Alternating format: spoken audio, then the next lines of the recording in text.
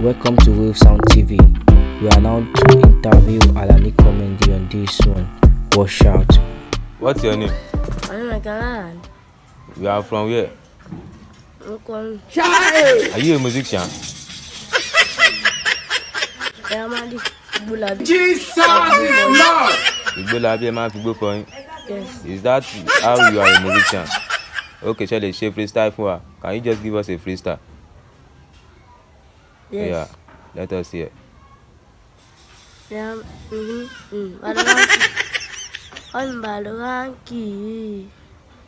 On Miami. I do one on Baloranki.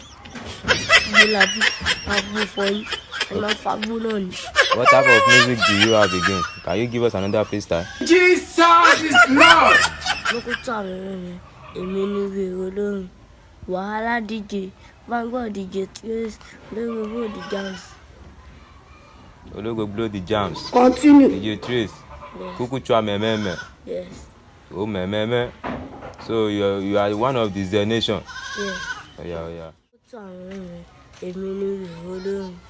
Wahala DJ, Van Gogh DJ Trace, blow the jams. Zazon.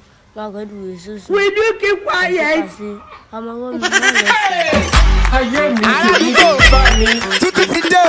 Trendybeats.com